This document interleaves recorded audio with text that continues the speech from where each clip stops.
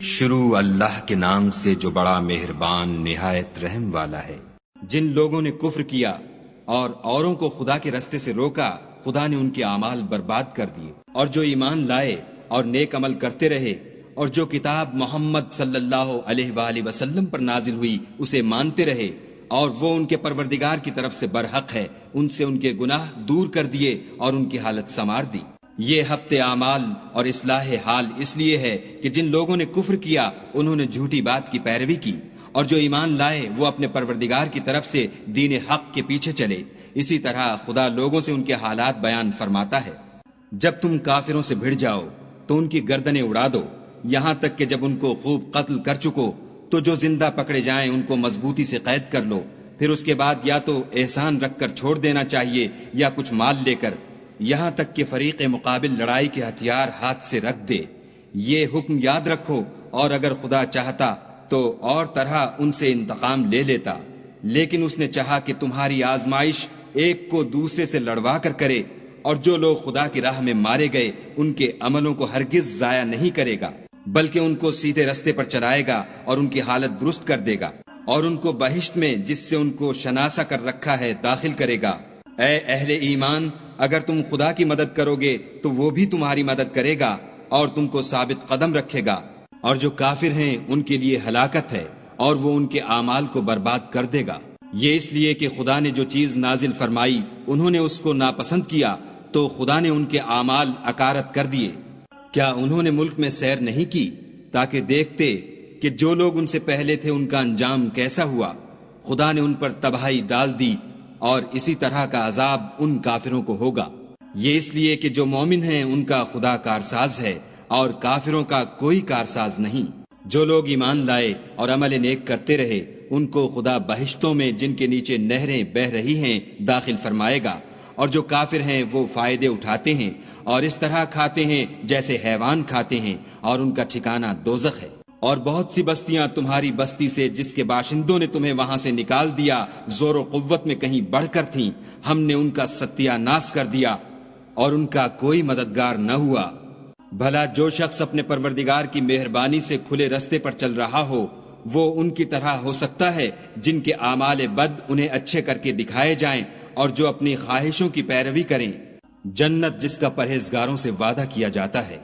اس کی صفت یہ ہے کہ اس میں پانی کی نہریں ہیں جو بو نہیں کرے گا، اور دودھ کی نہریں ہیں جس کا مزہ نہیں بدلے گا، اور شراب کی نہریں ہیں جو پینے والوں کے لیے سراسر لذت ہے، اور شہد مصفہ کی نہریں ہیں جو حلاوت ہی حلاوت ہے، اور وہاں ان کے لیے ہر قسم کے میوے ہیں، اور ان کے پروردگار کی طرف سے مغفرت ہے۔ کیا یہ پرہیزگار ان کی طرح ہو سکتے ہیں جو ہمیشہ دوزخ میں رہیں گے، اور جن کو کھولتا ہوا پانی پلایا جائے گا تو ان کی انتڑیوں کو کاٹ ڈالے گا؟ اور ان میں بعض ایسے بھی ہیں جو تمہاری طرف کان لگائے رہتے ہیں، یہاں تک کہ سب کچھ سنتے ہیں، لیکن جب تمہارے پاس سے نکل کر چلے جاتے ہیں تو جن لوگوں کو علم دین دیا گیا ہے ان سے کہتے ہیں کہ بھلا انہوں نے ابھی کیا کہا تھا؟ یہی لوگ ہیں جن کے دلوں پر خدا نے مہر لگا رکھی ہے اور وہ اپنی خواہشوں کے پیچھے چل رہے ہیں، اور جو لوگ ہدایت یافتہ ہیں ان کو وہ ہدایت مزید بخشتا ہے اور پرہیزگاری عنایت کرتا ہے۔ اب تو یہ لوگ قیامت ہی کو دیکھتے ہیں کہ ناگہاں ان پر آ واقع ہو، سو اس کی نشانیاں وقوع میں آ چکی ہیں، پھر جب وہ ان پر آ نازل ہوگی اس وقت انہیں نصیحت کہاں مفید ہو سکے گی۔ پس جان رکھو کہ خدا کے سوا کوئی معبود نہیں، اور اپنے گناہوں کی معافی مانگو، اور مومن مردوں اور مومن عورتوں کے لیے بھی، اور خدا تم لوگوں کے چلنے پھرنے اور ٹھہرنے سے واقف ہے۔ اور مومن لوگ کہتے ہیں کہ جہاد کی کوئی صورت کیوں نازل نہیں ہوتی، لیکن جب کوئی صاف معنوں کی صورت نازل ہو اور اس میں جہاد کا بیان ہو تو جن لوگوں کے دلوں میں نفاق کا مرض ہے تم ان کو دیکھو کہ تمہاری طرف اس طرح دیکھنے لگیں جس طرح کسی پر موت کی بے ہوشی طاری ہو رہی ہو، سو ان کے لیے خرابی ہے۔ خوب کام تو فرما برداری اور پسندیدہ بات کہنا ہے، پھر جب جہاد کی بات پختہ ہو گئی تو اگر یہ لوگ خدا سے سچے رہنا چاہتے تو ان کے لیے بہت اچھا ہوتا۔ اے منافقو، تم سے عجب نہیں کہ اگر تم حاکم ہو جاؤ تو ملک میں خرابی کرنے لگو اور اپنے رشتوں کو توڑ ڈالو۔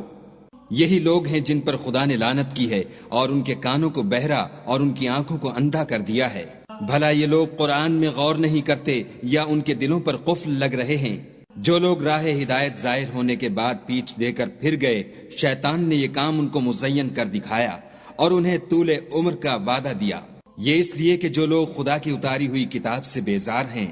یہ ان سے کہتے ہیں کہ بعض کاموں میں ہم تمہاری بات بھی مانیں گے اور خدا ان کے پوشیدہ مشوروں سے واقف ہے۔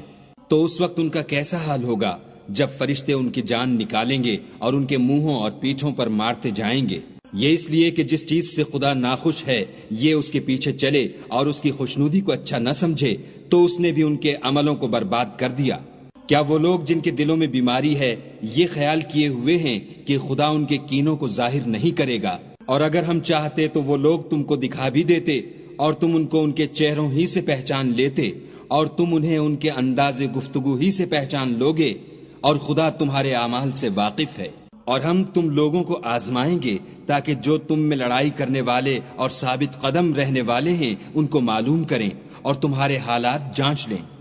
جن لوگوں کو سیدھا رستہ معلوم ہو گیا اور پھر بھی انہوں نے کفر کیا اور لوگوں کو خدا کی راہ سے روکا اور پیغمبر کی مخالفت کی، وہ خدا کا کچھ بھی بگاڑ نہیں سکیں گے اور خدا ان کا سب کیا کرایا اکارت کر دے گا۔ مومنو، خدا کا ارشاد مانو اور پیغمبر کی فرما برداری کرو اور اپنے عملوں کو ضائع نہ ہونے دو۔ جو لوگ کافر ہوئے اور خدا کے رستے سے روکتے رہے پھر کافر ہی مر گئے، خدا ان کو ہرگز نہیں بخشے گا۔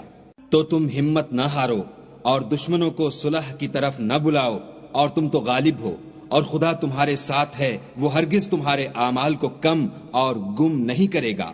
دنیا کی زندگی تو محض کھیل اور تماشا ہے، اور اگر تم ایمان لاؤ گے اور پرہیزگاری کرو گے تو وہ تم کو تمہارا اجر دے گا اور تم سے تمہارا مال طلب نہیں کرے گا۔ اگر وہ تم سے مال طلب کرے اور تمہیں تنگ کرے تو تم بخل کرنے لگو، اور وہ بخل تمہاری بدنیتی ظاہر کر کے رہے۔ دیکھو، تم وہ لوگ ہو کہ خدا کی راہ میں خرچ کرنے کے لیے بلائے جاتے ہو، تو تم میں ایسے شخص بھی ہیں جو بخل کرنے لگتے ہیں، اور جو بخل کرتا ہے اپنے آپ سے بخل کرتا ہے، اور خدا بے نیاز ہے اور تم محتاج۔ اور اگر تم منہ پھیرو گے تو وہ تمہاری جگہ اور لوگوں کو لے آئے گا، اور وہ تمہاری طرح کے نہیں ہوں گے۔